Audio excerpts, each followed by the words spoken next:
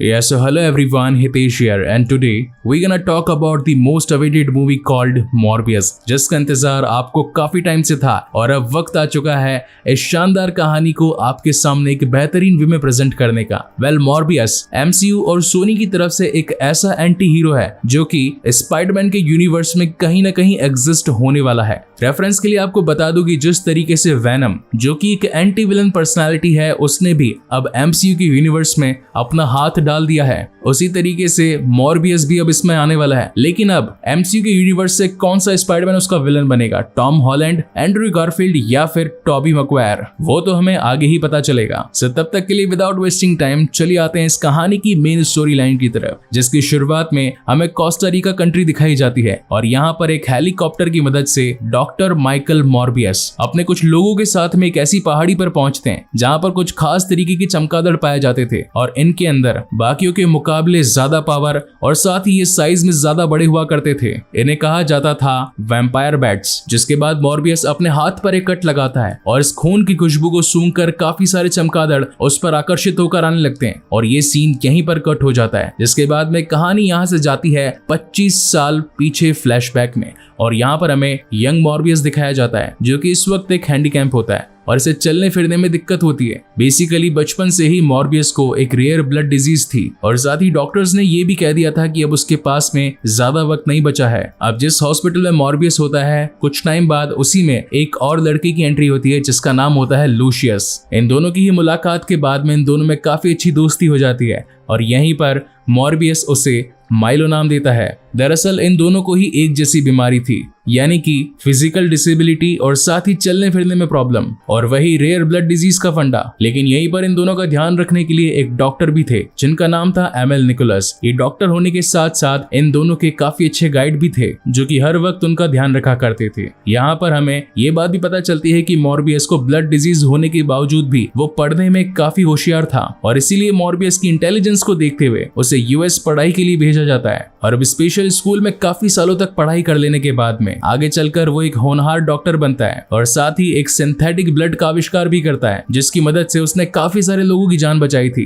And that is the reason Morbius को इस synthetic blood के आविष्कार के चलते उसे नोबेल पुरस्कार मिलता है। एक दिन मॉर्बियस अपने लैब में काम कर रहा था। उसका लैब अमेरिका के न्यूयॉर्क शहर में था और उसके लैब का नाम था होराइजन लैब्स, जहां वो अपनी कोलीग मार्टिन के साथ था। बेसिकली मॉर्बियस यहाँ पर मार्टिन के साथ मिलकर सालों से अपने इस ब्लड डिजीज को ठीक करने के लिए उस पर कुछ एक्सपेरिमेंट करता आया था और आज फाइनली काफी सालों की मेहनत के बाद में उसे एक छोटा सा तरीका मिल गया था जिसमें वो वैम्पायर बैट्स के डीएनए को ह्यूमन डीएनए के साथ मिला देता है और उन दोनों की हेल्प से एक सीरम को तैयार करता है। मॉर्बियस को विश्वास था कि ये सीरम उसकी फिजिकल डिसेबिलिटी को खत्म कर देगा। इस एक्सपेरिमेंट को कंप्लीट कर लेने के बाद में वो ये खुशखबरी अपने बेस्ट फ्रेंड माइलो के साथ भी शेयर करने जाता है और यहाँ हम माइलो को देख पाते हैं जो कि काफी अच्छी फैमिली से बिलोंग करता था और साथ ही खास बात ये थी कि आज तक मॉर्बियस ने अपने बड़े बड़े जो एक्सपेरिमेंट करे थे उन सभी की फंडिंग उसे माइलो से ही मिली थी। वो माइलो को बताता है कि उसने एक ऐसा सीरम बनाया है जो कि उसकी फिजिकल डिसेबिलिटी को कम करने में उसकी हेल्प करेगा, लेकिन वो एक्सपेरिमेंट हो सकता है कि खतरनाक हो जाए, इसलिए वो इसे करने के लिए कहीं दूर जाएगा। जिसके बाद में सीन शिफ्ट होता है इंटरनेशनल वाटर में, जहां पर एक शिप की मदद से मॉर्बियस मार्टिन के साथ साथ कुछ किराए के गुंडे भी अपने इस एक्सपेरिमेंट को पूरा करने के लिए ले जाता है और समुद्र के बीच में अब वो वक्त आ चुका था जब माइकल अपना एक्सपेरिमेंट अपने ऊपर करने वाला था, जहां पर मार्टिन उस सीरम को मॉर्बियस की बॉडी में इंजेक्ट करती है। लेकिन यहाँ पर तो उसका उल्टा ही रिएक्शन देखने को मिलता है। धीरे धीरे इंसानों वाली बॉडी अब एक दरिंदे में बदलने लगती है। मॉर्बियस की पूरी तरीके से हालत खराब हो जाती है और यहीं पर मॉर्बियस ह्यूमन से एक वैम्पायर में बदल जाता है। ये पूरा का पूरा प्रोसेस काफी ज्यादा पेनफुल था और हर जगह उथल पुथल मच चुकी थी। इसी वजह से वो सारे लोग वहां पर अलर्ट हो जाते हैं अपनी बंदूकों को लेकर और जब मॉर्बियस उनके सामने आता है तो ये सब उसे देखकर डर जाते हैं और उल्टा उसी के ऊपर गन फायर करना स्टार्ट कर देते हैं। इस वक्त वैम्पायर बना मॉर्बियस बिल्कुल भी अपने कंट्रोल में नहीं था। उसकी ताकत मानो 100 गुना बढ़ चुकी थी। उसकी सुनने समझने की शक्ति और साथ ही सुपर फास्टनेस और सुपर स्ट्रेंथ उसमें आ चुकी थी, जिनका यूज करते हुए मॉर्बियस वहां पर मौजूद सभी लोगों को जान से मार डालता है और उन्हें मारकर उनके शरीर से उनका पूरा खून कंज्यूम कर लेता है। वेल यहाँ पर मार्टिन भी थी जो कि इस हादसे के दौरान बेहोश हो चुकी थी और अगले दिन जब मॉर्बियस को होश आता है तो वो देखता है कि सारे के सारे लोग जान से मारे गए हैं और जब वो सीसीटीवी फुटेज को चेक करता है तो उनमें वो अपने आप को पाता है। अब कहीं वो पुलिस के द्वारा पकड़ा ना जाए इसलिए वो वहीं पर सीसीटीवी फुटेज को मिटा देता है। लेकिन उसकी बेस्ट फ्रेंड मार्टिन को सही इलाज की जरूरत थी, इसलिए जब वहां पर पुलिस आती है इन्वेस्टिगेशन के लिए तो मार्टिन को तो अपने साथ ले जाती है, लेकिन मॉर्बियस कहीं पकड़ा ना जाए इसलिए वो पहले ही वहां से भाग जाता है। जिसके बाद में मॉर्बियस अपनी लैब में पहुंचता है और यहाँ पर वो अपनी स्ट्रेंथ और एबिलिटीज को चेक करने के लिए अलग अलग चीजें ट्राई करता है। अपनी पावर्स को चेक करने के साथ साथ उसे ये बात भी पता चलती है कि अपने आप को जिंदा रखने के लिए उसे ह्यूमन ब्लड की जरूरत होती है, और अगर वो ब्लड को कंज्यूम नहीं करेगा तो वो फिर से पहले की तरह बन जाएगा, यानी कि उसकी पुराने शरीर में वापस आ जाएगा। लेकिन अब क्योंकि डॉक्टर माइकल मॉर्बियस एक अच्छा इंसान होता है, वो नहीं चाहता था कि वो खुद के लिए किसी और की जान को कुर्बान कर दे, इसीलिए वो अपने ही द्वारा बनाए गए सिंथेटिक ब्लड को यूज करना शुरू कर देता है। लेकिन उसके यूजेज के कुछ समय के बाद में उसे ये बात रियलाइज होती है कि सिंथेटिक ब्लड सिर्फ उसे 6 घंटे तक की ही लिमिट देता है, यानी कि हर 6 घंटों में उसे वो ब्लड कंज्यूम करना ही पड़ता है। और अगर उसने ये ब्लड रेगुलर बेसिस पे कंज्यूम करना स्टार्ट किया तो धीरे धीरे उसकी लिमिट और भी ज्यादा घटती जाएगी, और एक वक्त ऐसा आएगा जब सिंथेटिक ब्लड उसकी बॉडी के लिए बिल्कुल भी काम नहीं आएगा और उसे फिर से ह्यूमन ब्लड को कंज्यूम करने के लिए उतरना पड़ेगा। अब धीरे धीरे करके मॉर्बियस को अपने शरीर के बारे में पता लगने लगा था कि उसके अंदर क्या एडवांटेजेस हैं और क्या क्या डिसएडवांटेजेस हैं। लेकिन इसी बीच यहाँ पर उससे मिलने के लिए माइलो पहुंच जाता है। माइलो को ये बात नोटिस होती है कि अब मॉर्बियस पहले के मुकाबले ज्यादा तंदुरुस्त और साथ ही चलने फिरने में कैपेबल है, तो वो उससे उसका राज पूछता है कि आखिर तुम ठीक कैसे हुए, क्या तुमने उस सीरम को जो यूज किया है वो सचमुच काम करता है। मॉर्बियस मुझे भी वो सीरम चाहिए, लेकिन तब मॉर्बियस उसे कहता है कि वो सीरम एक जानलेवा जहर से बढ़कर और कुछ भी नहीं है। मैं अब एक इंसान से एक दरिंदा बन चुका हूँ, तुम सोच नहीं सकते हो कि मेरे साथ इन दिनों क्या क्या हुआ है, मैं तुम्हारी मदद बिल्कुल नहीं कर सकता। इन दोनों के बीच में काफी झड़प भी होती है। माइलो से बार बार उस सीरम को देने के लिए कहता है, लेकिन मॉर्बियस उसे वो सीरम नहीं देता, जिसके बाद में माइलो वहां से निकल जाता है। लेकिन कुछ देर बाद में मॉर्बियस को पता चलता है कि उसकी लैब में काम करने वाले किसी एम्प्लॉय की डेथ हो चुकी है, और डेथ के बाद में उसकी बॉडी से उसका सारा खून कंज्यूम कर लिया गया था। जब पुलिस इन्वेस्टिगेशन होती है तो वहां पर पुलिस को मॉर्बियस पर ही शक होता है, क्योंकि ऐसा इंसिडेंस उस जहाज पर भी हुआ था जहां पर मॉर्बियस मौजूद था। इस इंसिडेंस के बाद में मॉर्बियस को भी ये लगने लगता है कि हो सकता है कि जब वो अपने दरिंदे वाले फॉर्म में हो तो उसी ने ही अपने लैब के एम्प्लॉय को जान से मारा हो, क्योंकि जब भी मॉर्बियस वैम्पायर बनता है तो उसके शरीर पर उसका बिल्कुल भी काबू नहीं होता।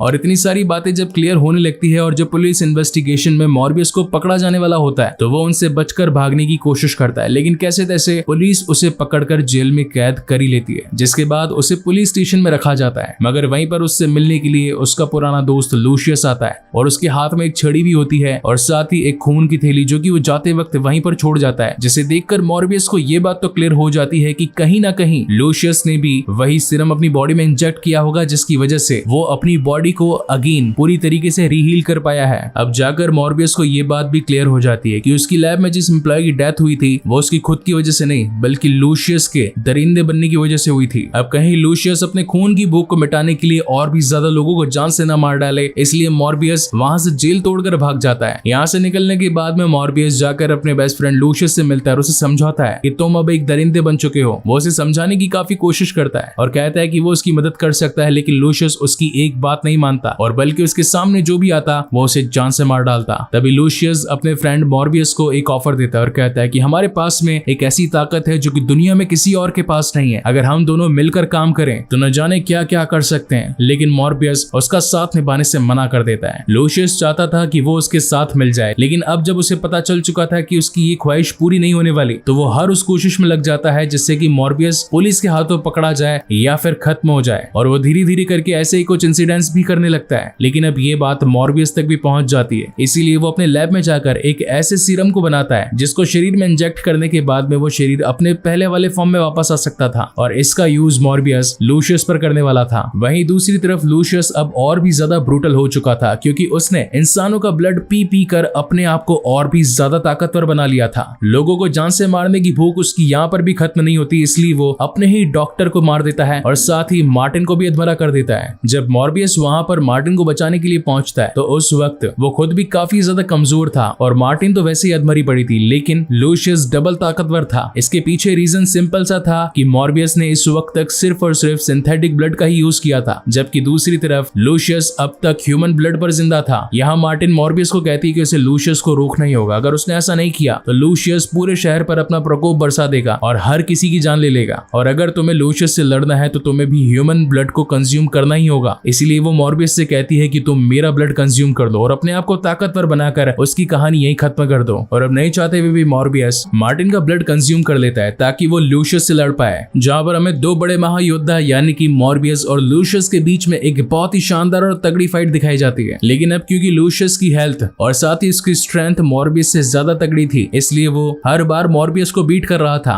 लेकिन इसी बीच मॉर्बियस को ये बात पता चलती है कि उसके पास में एक और स्ट्रेंथ भी है, जो कि था बैट्स के साथ में बात करके उनके साथ कम्युनिकेट करना और उन्हें खुद के अकॉर्डिंग कोई भी काम दे देना। और अब उन सभी बैट्स की मदद से मॉर्बियस लूशियस के ऊपर एक दमदार अटैक करता है और लूशियस वहीं पर गिर जाता है और फिर वो उसके करीब आकर अपना बनाया सीरम उसकी बॉडी में इंजेक्ट कर देता है, जिसे इंजेक्ट करते के साथ ही लूशियस वहां पर जान से मारा जाता है, जिसके बाद में मॉर्बियस वहां से चला जाता है। लेकिन वहीं पर अगले सीन में हमें मार्टिन दिखाई पड़ती है, जो कि पहले अधमरी हालत में थी और अब बिल्कुल अपने आप को रिहील कर चुकी थी, यानी कि अब उसके अंदर भी मॉर्बियस जैसी पावर्स आ चुकी थी, जिसका रीजन था लूशियस, क्योंकि उसने उसे अधमरा कर छोड़ा था। अगर वो उसका पूरा खून पी जाता तो वो जान से मारी जाती, लेकिन अधमरी हालत में उसकी बॉडी वैम्पायर डीएनए के साथ कम्युनिकेट कर चुकी थी और यही रीजन था कि वो भी अब एक वैम्पायर बन चुकी थी। और इसी तगड़े सस्पेंस के साथ में ये शानदार कहानी यहीं पर खत्म होती है। वहीं पर इस मूवी के पोस्ट क्रेडिट सीन में हमें दिखाया जाता है, जहां पर हमें आसमान में वही सीन दिखाया पड़ता है जो कि हमने स्पाइडरमैन नो वे होम के टाइम पर देखा था, जब डॉक्टर स्ट्रेंज ने अपने मार्टिना कडावरस मंत्र का यूज करते हुए स्पाइडरमैन को पूरी दुनिया में भुला दिया था। और यहीं पर डॉक्टर स्ट्रेंज ने काफी सारे यूनिवर्स के अलग अलग विलेंस को इस यूनिवर्स में आते हुए देखा था। तो यानी कि ये मूवमेंट उसी सीन को दर्शाता है, जिसके ठीक बाद में हमें एड्रियन डूम्स देखने को मिलता है, जिसे हमने स्पाइडरमैन फार फ्रॉम होम में देखा था। जिसके बाद में आता है इस मूवी का सेकंड पोस्ट क्रेडिट सीन, जिसमें हम देख पाते हैं कि डॉक्टर माइकल मोर्बियस इस वक्त अपनी कार से कहीं जा रहा था और उसी वक्त उससे मिलने के लिए डॉक्टर एड्रियन डूम्स आता है,